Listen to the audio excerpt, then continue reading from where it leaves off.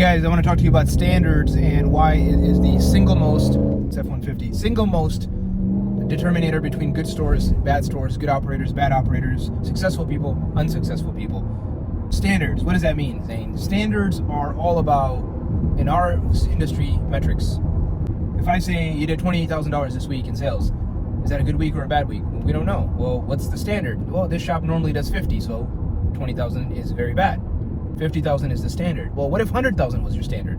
If 100,000 is your standard, then 20,000 you're probably like going out of business, and 50,000 is horrible, and that's because this 100 is a way better and a higher standard.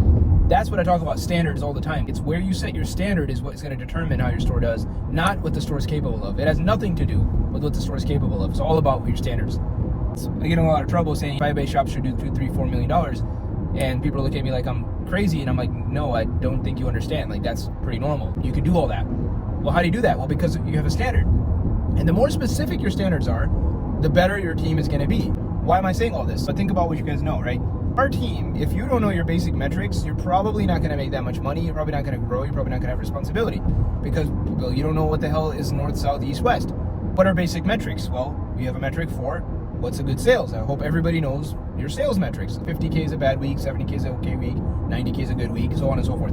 Then what about other metrics? Well, the next one would be like car count. 100 cars is like acceptable, 70, 80 cars is really bad. Why is that happening, etc. You start questioning life. 120 cars, 130 cars, now we're talking, now we're banging. It's turning into an awesome, busy time. The other metrics that I look at, gross sales per hour, huge, big, huge metric, right? That's what you charge per hour. We look for 350 per hour, all said and done, parts and labor. That's a huge one. If it's under 300 for gross sales per hour, then it's not good at all. Hours per car, 2.5 hours sold per car, 5 hours quoted per car, meaning if you took your total car count and your total hours quoted and you divided total hours quoted by total car count, you should get 5. If it's anything under 4, 4.5, you're going to be in absolute hell, right? So these are the metrics you look for. The word per means divide. If I say hours per car, you literally take hours total divided by cars. Gross sales per hour, you take your gross sales divided by how many hours you sold. Then you get that 350 or above, hopefully, number. You should be writing this down. You should rewind this video, grab a pen and paper, and write every metric I'm talking about and write down what Zane says is acceptable, what's good, what's bad. If you do that, I promise you, you have a way better grasp on this game. You will now understand benchmarks, what's acceptable, what's good, what's bad, right? What the metric means. This is what it takes to run a business. This is what it takes to be a pro. Pros have metrics, right? If you're an Olympic runner, you don't just go out on the track every day and just freaking run. You do, but you time yourself, right?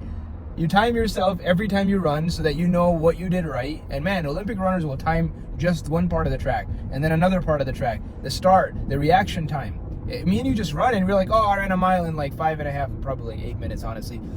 But an Olympic runner says, I took off in the first quarter like this, and then around the second turn I did this, and then the last lap I did this much time. And before the finish, the last straightaway I did this. The more you can break it down, the more you can get better. That's why we break these. We didn't just look at gross sales. That's what we used to do for years. That's fine. We still did well. But then we said, what are these sales made of? Average RO. Okay, what does that mean? Average RO is made of hours quoted multiplied by close ratio. Close ratio must be over 50%. Gross sale per hour, as I said, has to be 350 and above. Gross sales per hour multiplied by hours sold equals average RO. Average RO times car count equals total sales. Total sales minus overhead equals your paycheck. That's it. What's a good bonus number? What's a good overhead? Under 40K. Once you get over 40K, not good unless you're doing 120K weeks regularly, right? So overhead is what your store has to do on a weekly basis in sales just to pay the bills. And if you're getting in the 40s, man, God have mercy on your soul, because that's a hard store to keep profitable because you got all this fat. But if you can keep it lean and mean and get closer to 30K, well, you get $10,000 bonus dollars raise. For all the guys that are like, I don't know these numbers, man, look, it's not rocket science, guys. I could start jumping these numbers off while I'm driving a Prius. You could certainly figure it out with a pen and paper and grab a buddy, right? Grab some of these guys that know what the heck they're doing. I promise you there's at least 3 to 4 or 5 on every team that know these numbers. And be like, yo, come to me, man. What is he talking about? What is this number? I promise you if you do it, not only will you understand how this whole game works, you'll also know how to make it better. Because you will know what benchmarks and what standards are. Okay, man, what happened this week? Why is my paycheck small? Oh, look at that. Our gross sale per hour is 270. It's in the gutter. Well, why is that? Well, we did a bunch of free work. billed $0 an hour for those warranty jobs. We did 15 hours of warranty at $0 an hour. That means our overall gross sale per hour goes down. That's why we didn't make any money. Let's not do that next week. See, every metric that I just ranted off, right? ARO, GSPH, car count, close ratio, hours per car quoted, hours per car sold. All of these represent a process in the shop. So when the sales go down, then we look at all these metrics and we're able to see, all right, which metric is down? Oh, that metric is down. Why is that metric down? And then you go check that process. And sure as hell, every single time there's something going on with that process that's not right, right? So, and then you can say, all right, let's fix this so we don't keep doing the same stuff and still keep getting hit in the you-know-where every single week. And that's what pros do, right? That's the whole point of benchmarking, so you can diagnose the problem, fix it, so you don't have to keep dealing with it over and over again. I hope that helps, guys. Again, it's just like diagnosing shops. You guys diagnose cars, I diagnose shops. I never get a call when things are going well, right? All my friends, all these guys that own shops, friends of mine, even in our company, I don't get a call like, hey, Xana, I just want to let you know we're killing it. Whatever, don't call me if you're killing it. Just, I'll celebrate with you when you're done. But I get a call and it's like, hey, man, we don't have any cars. Hey, man, no one's buying. Hey, man, we haven't sold anything. And that's cool. That's what I'm here for. And then I'm like, all right, well, let's walk through this. Let's go through these metrics. And my goal, and all my managers, man, at that point, they know exactly what to do, right? Our goal is just to look at the thing, walk you through it, find the metric that's suffering, ask you who's responsible and what you're doing instead of what you're supposed to be doing, and then you can go and fix it and not have to worry about it. And that metric goes up, sales go up, everyone's happy, life's good. And the cool part is once you're able to walk through that process a few times, which is what I'm doing here, and you're able to identify step one, the metrics, and you're able to do that a few times, the next step is to put it into work. And when you have a good week, look at your metrics, like, that metric went up this week.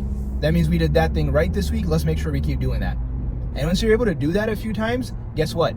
Success is no longer an accident. You're able to replicate it because you have now a system. I've always said it, guys.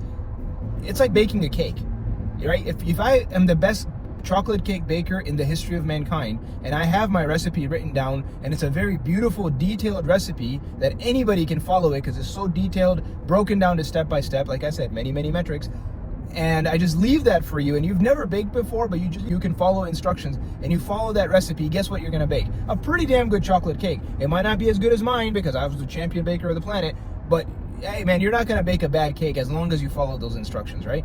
You're gonna blow people's socks off. And that's the same thing here. If I give you the benchmarks and I tell you, hey man, that's a good GSPH, that's a good close ratio, that's a bad ELR, that's a bad hours quoted per car, that's a good hours quoted per car, that's a good close ratio, that's a good car count, and you're able to kind of use those as guardrails, guess what? You're gonna run a pretty good shop. And when you don't, you're able to go check that metric and ask the question, hey man, why is our close ratio down? What's going on with the front of the house? Because the front of the house is 100% responsible for close ratio. So you're able to ask that question, what's going on with the front of the house? Oh, they're not following speed, that's why. That way you can actually fix your shop and continue to grow. Hope that helps, gentlemen. Thank you all so much. I'll see you next time.